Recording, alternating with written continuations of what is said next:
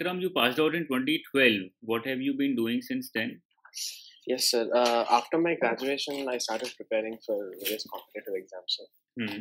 So I was doing that, and in the meantime, I also did some part-time work. Hmm. I was preparing for civil services also. Hmm. So during that process, I started doing some content writing and paper evaluation and all for some coaching institutes. That is like part-time only, sir. I was not working full-time anyway. So, don't you think it's too long a time for you that you've given to, preparation of these exams? So it's been 7 years since you've been doing the same thing. Yes, sir. It is certainly a long time, Hmm. but I don't think that is a setback or anything, because it has been a learning experience. Hmm. I've learned a lot of things, and I certainly look forward to whatever is going to happen in the future. So, what is the reason that you're applying for RBI now? Because I see that you've never given RBI exam before, also. Yes, sir. So while I was preparing for these various competitive examinations, I got to know about the operations of our economy and the role that RBI plays. Basically, I always wanted to work for the public sector. That's the reason why I didn't join any job after my college. And and as we know, RBI is the apex regulator of the economy, and it plays a crucial role in the growth and development of our country.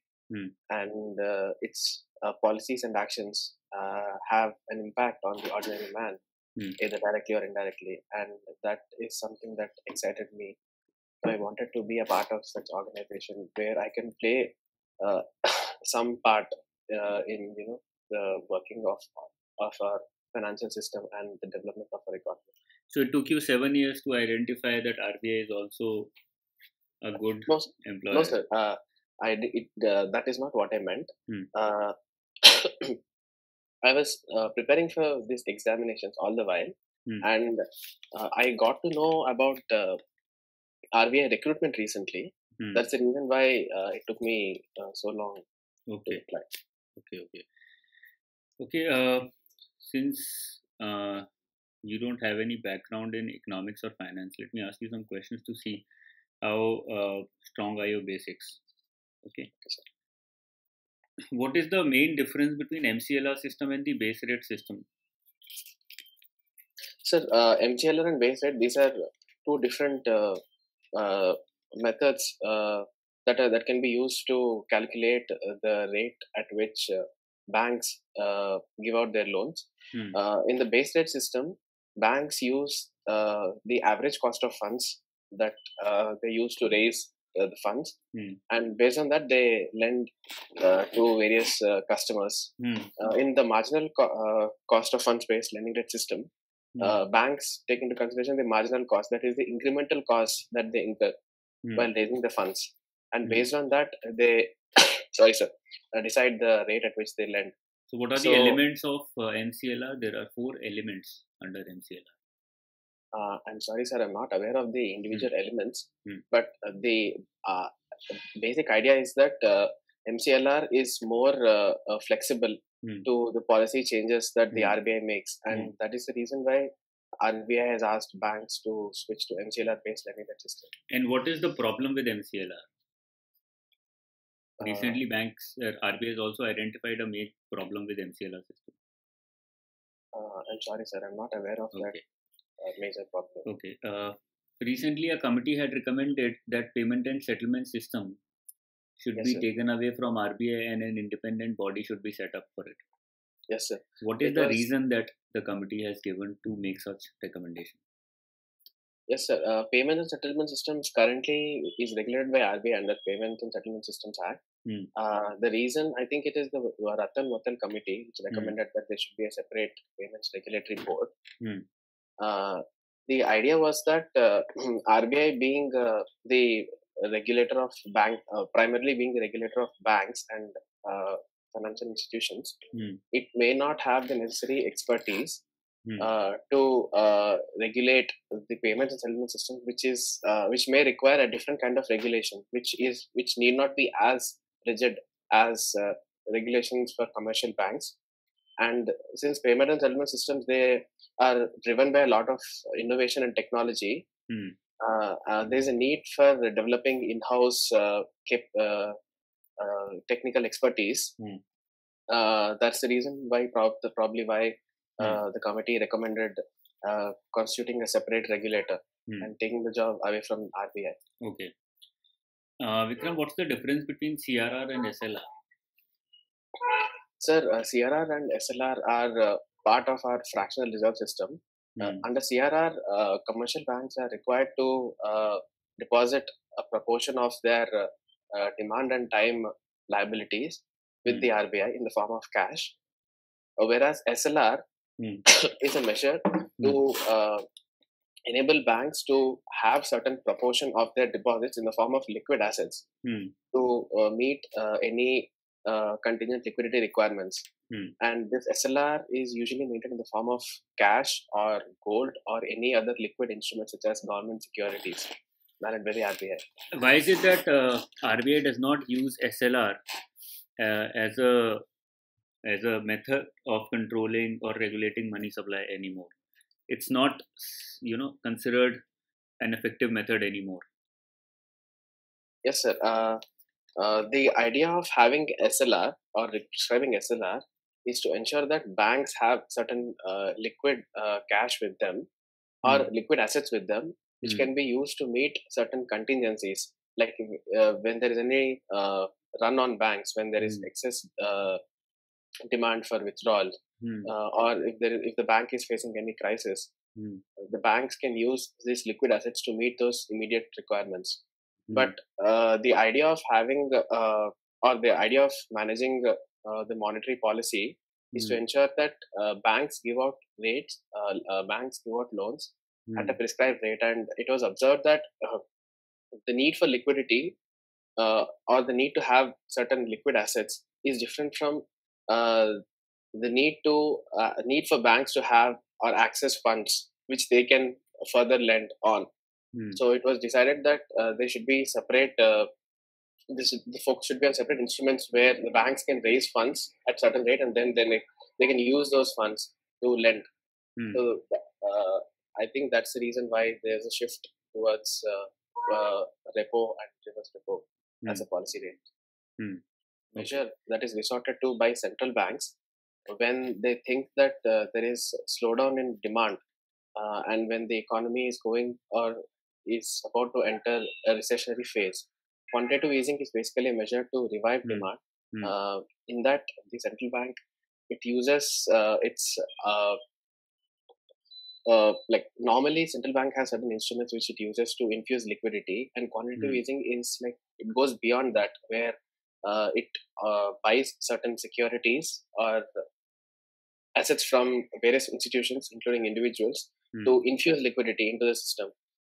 And in quantitative easing, the central banks, they need not limit themselves to government securities. They may also buy other securities for the purpose of infusing liquidity. These operations are usually outside the normal monetary policy operations. Okay. Yeah. One last question. Recently, these supply of crude oil has been going down. OPEC has consistently been reducing the supply, but even then the price of crude oil is also going down. So what are the primary reasons that this is happening? Yes, sir. The supply of crude oil or supply of primary energy around the world is not just limited to crude oil, sir, in the recent times, because there has been an increase in production of shale oil and gas from countries like United States and Russia. So developing countries and as well as the developed countries where the primary energy needs have been, until now have been met by oil, there have been alternatives that are developing. So that's probably the reason why crude oil supply alone or the production of crude oil alone is not deciding the price of crude oil in recent times. Okay, some issues here and there which are minimal in nature, which since the biggest problem is going to be the gap, 7 years of gap. Okay, And over that, another issue is that you're writing this exam for the first time. Yes, sir. Okay, so what were you doing for the last 7 years? They might get into it and they might not like your answers. Okay. Okay. So the only way to compensate for that is by showing your knowledge, by telling them through your answers that irrespective of this gap, you are well versed with topics of finance, banking, economics, etc., etc. Okay. Okay, sir. Okay. So you need to work on that a little bit more. Okay. Okay. Pick up all the topics of current affairs. Pick up all the possible topics of basics and conceptual things behind banking, Indian finance. Okay. And just cover them thoroughly. That is the only way out for you. Okay. Because they're going to start low. Their expectations are going to be very low from you just because you have this very big gap. Okay, sir. But if you give good answers, they will suddenly move up. They'll be like, okay, this guy has a gap of 7 years, but he's not wasted his time. Okay. He knows this area very well. Okay. Yes. So that can help you get a lot of marks if your basics are, strong.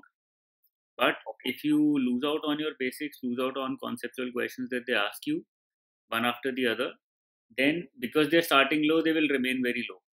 Okay. Yes. So in that case, they will give you less marks. Okay, sir. Okay, so you have to keep that in mind and you have to work on those areas. So current affairs plus the basics of finance banking. Okay, just keep working on them because the more you prepare, the better it's going to be. It's a never-ending process. You will have hundreds and thousands of questions, but keep writing down questions. You still have your interviews on 23rd. Yes, sir. Just 1 week away. 16. So 1 week is good enough. Okay. So start writing all the questions. Start writing all the answers. Whatever you can find related to banking finance. There is a book by N.S. Toor. It's called uh, Preparing for Banking Interviews, something like that. It's available on Amazon. Okay. Okay, sir. So you get that book immediately. You will find a lot of good questions, basic questions related to banking there. Okay, sir. Okay, so do that. Cover that also. That will help you get through the questions faster. Okay, sir. Okay. So do that entire thing. I think that will help you a lot. Okay, sir. Okay. Any doubt that you have? Just that's is my way of answering questions, is it yeah. You are stretching the answers a little bit. Okay. Okay, try to answer in points. I ask you a question, try to answer in points. Sir, firstly this, secondly this, thirdly this. Don't stretch the first point because that will make them believe or that will make them assume that this is the only point that you have in mind. Okay. So first, think in points, answer them in points, tell them the points first. Then they will ask you, okay, you said point number 1 is this. Can you explain it a little bit? Then you'll be like, okay, yes, sir, I can do that. Okay, you start explaining the first point. Because by giving them answers in points, you are saving time. So you are giving them an opportunity to ask you more questions, which is always good. Okay. Secondly, you are giving them different dimensions of a particular topic. So if when an interviewer asks you a question, he or she will have a certain point in his or her mind. Okay. Yes. So if you give out 3 reasons, 4 reasons, 5 points, then the chances of saying what the person, the interviewer wants to hear are more. Okay. Yes, sir. So let's say I ask you a question about UBI, Universal Basic Income, and the point that I have in mind is moral hazard. Okay. Okay. And then you start explaining what are the problems, what are the good things about UBI. Okay. And then you keep talking about one thing, but I'm still waiting for that moral hazard to come up because that is the point that I have in mind. Okay. But on the other hand, if you just give points, okay, so these are the advantages 1, 2, 3, 4. These are the disadvantages 1, 2, 3, 4. Moral hazard is there. One of the points. I'll be satisfied with your answer. Okay. Then I may ask you, okay, can you explain what moral hazard is? Can you give me an example? Then you will start working on it. Okay. Okay, sir. So keep that in mind. Prepare in that format. when you're preparing in front of the mirror, do that. Ask yourself a question and answer in points. Okay. Think for 3-4 seconds and then answer in points. Okay. Okay. And one more thing that you're doing is, if I'm asking you a question and you know the answer, you're immediately jumping to the answer. Okay. Okay. Don't do that. Wait for 3-4 seconds. Organize the answer in your mind first, and then answer. Okay. So you have to train yourself to do that. When you're standing in front of the mirror, ask yourself a question. You would already know the answer because you are asking yourself a question. But even then, wait for 3-4 seconds. In those 4 seconds, maximum of 4 to 5 seconds, structure the answer in points in your brain, and then start speaking the answer. Start answering. Okay. Okay, sir. So it will take some time. It takes 1 or 2 or 3 days to get accustomed to that kind of technique. Okay. But it always works because your answer is going to be better because you've already framed it. Secondly, it will be more structured and there will be a lot more consistency in your answers. Okay. Okay. You will be able to think more before answering. So that will help you. Okay. Okay. So keep that in mind. Anything else? I think everything else is fine. Just a little more, refinement here and there. That's all you need. Okay. Chalo. All the best.